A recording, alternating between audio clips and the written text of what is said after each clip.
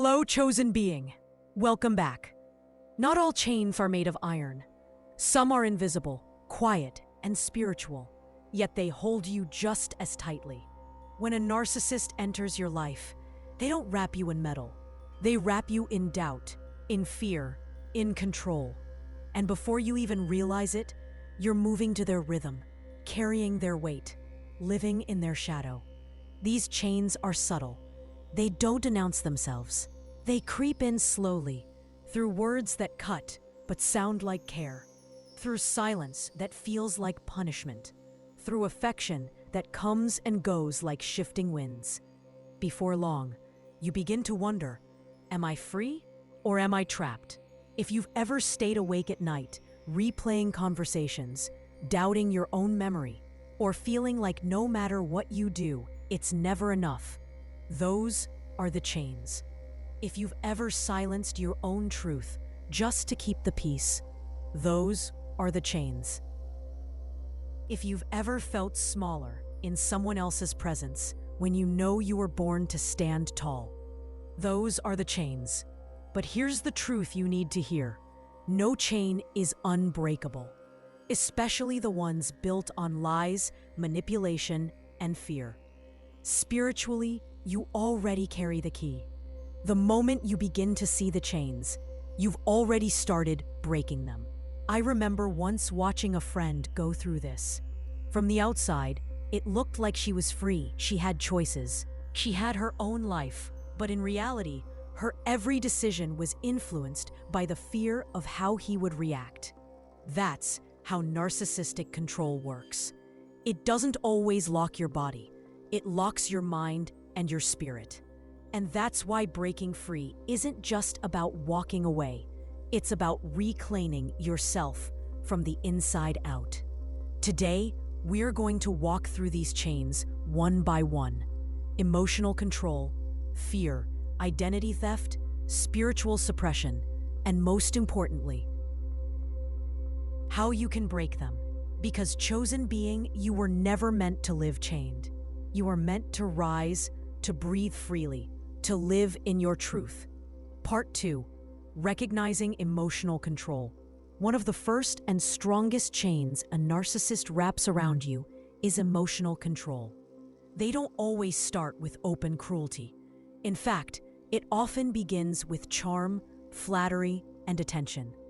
They learn your vulnerabilities, your hopes, your wounds, and then use them as strings to pull. At first, it feels good. They might praise you, mirror your words, act as if they understand you more deeply than anyone else ever has. But soon, the tone changes. Suddenly, the compliments turn into criticisms. What once felt like love starts to feel like control. Emotional control shows up in so many ways. Gaslighting. They make you question your memory and reality. Guilt tripping. They twist situations until you feel bad for things that weren't your fault. Love bombing and withholding. One moment you're showered with affection. The next, you're punished with silence. Blame shifting. They spin every conflict so you carry the responsibility.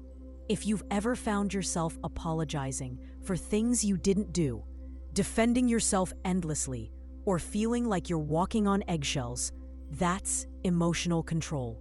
I've seen this play out in a friend's life. She would tell me how her partner always made her feel like she was too much. Too emotional, too needy, too sensitive. But when I looked at her, I saw someone with a big, compassionate heart. Someone who just wanted love and honesty. The too much wasn't the truth. It was a chain designed to make her shrink so he could feel bigger. Spiritually, how do you break this chain? By reclaiming your emotional center. The narcissist wants you off balance, doubting yourself. The way out is to ground yourself in truth and awareness. Here are a few ways to begin. Name the tactic. When you feel the manipulation rising, whether it's guilt, blame, or twisting words, say quietly to yourself, "This is control, not truth." Naming it separates you from it. Stop over-explaining. Narcissists thrive when you pour out energy defending yourself. Spiritually, silence is powerful. You don't need to justify every feeling. Reaffirm your worth. When they say you're too much, you affirm, I am enough as I am. My feelings are valid. My spirit is whole. Reconnect with spirit. Pray, meditate, journal. Anything that anchors you back into your center. Emotional control only works when you're disconnected from yourself. The chains of emotional control are heavy, but they're not permanent.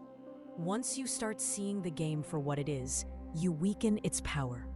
Every time you refuse to absorb their projection, every time you step out of their manipulation, the chain loosens. And the most important part? You begin to realize that the emotions they try to weaponize against you, your sensitivity, your compassion, your empathy, are not weaknesses. They are your strengths. Because the truth is this: a narcissist's control only works on those who care deeply. And when you learn to guard that caring heart with boundaries, no one can use it against you again. Part 3. Breaking free from fear. Fear is one of the strongest chains a narcissist uses. Not fear of physical harm alone, but fear of abandonment, fear of rejection, fear of not being enough.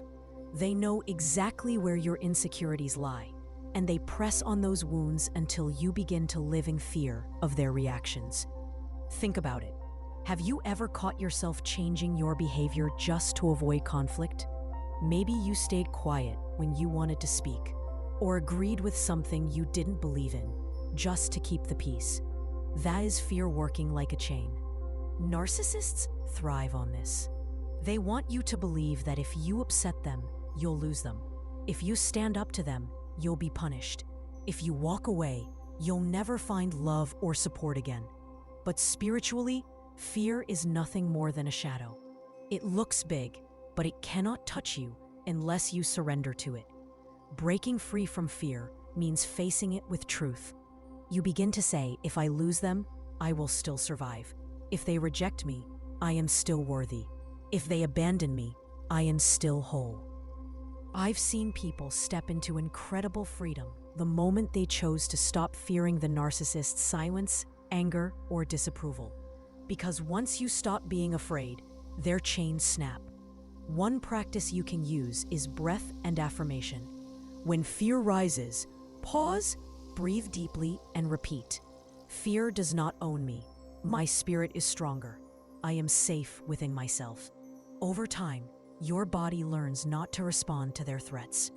Fear is powerful, but only when you believe it. Spiritually, when you root yourself in love, courage, and truth, fear becomes powerless. Part 4. Reclaiming your identity. Another chain the narcissist uses is stealing your identity. Slowly, they make you forget who you are. They criticize your dreams, belittle your choices, and convince you that your worth depends on their approval. Before long, you no longer recognize yourself. You stop dressing the way you like. You stop speaking your truth. You stop pursuing your passions. You shrink into the version of you they've created, a smaller, quieter, more controllable version. But here's the truth. Your identity was never theirs to shape. Spiritually, your identity is rooted in something unshakable: your soul, your purpose, your divine design. Breaking this chain means reclaiming the pieces of yourself you set aside. Start small. Pick up an old hobby you abandoned. Wear something that makes you feel alive, not what they approve of. Speak a truth you've been holding back. Each small act is a step back to yourself. I remember someone who stopped painting because their partner mocked their art. Years later, when they finally picked up a brush again, tears ran down their face. Not because the painting was perfect, but because they felt like themselves again. That's what reclaiming identity feels like coming home to your own soul. But narcissist's chain is to make you forget. The spiritual breakthrough is to remember. You are still here. You are still you. and no one can erase that. Part 5: Spiritual Breakthroughs. This is where the chains really start to shatter.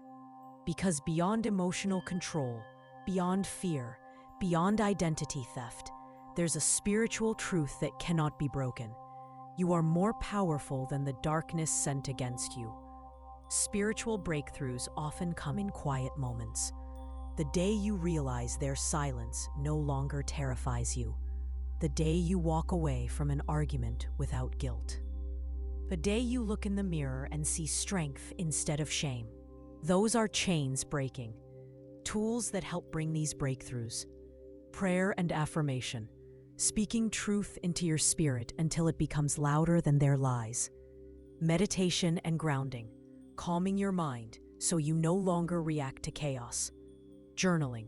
Recording what really happened so their manipulation cannot rewrite your memory. Community. Surrounding yourself with voices that remind you who you are. Spiritual breakthroughs are rarely dramatic. They are steady. Every time you choose peace instead of panic. Every time you trust your intuition instead of their words. Every time you stand tall instead of shrinking. You are breaking another chain. Part 6. And now, chosen being, here's your bonus tip for breaking the final chains. Create daily rituals that remind you of your freedom. It could be as simple as lighting a candle each morning and saying, "I am free. I am whole. I am unshakable." It could be a short meditation where you visualize every chain snapping and falling away. It could be journaling one sentence a day. "This is who I am, and no one can take it from me." Because freedom isn't just a one-time moment. It's a daily practice of choosing yourself over their control. Thank you for spending this time with me. If this message spoke to your heart, don't forget to subscribe and share your story in the comments. Your words might be the key that helps someone else unlock their chains. And always remember this: narcissists may try to bind you, but spiritually, you are unbreakable. Their chains are made of lies, and truth will always set you free. Until next time, protect your peace, trust your spirit, and never stop rising. Because you, chosen being, you were never meant to live in chains. You were meant to soar.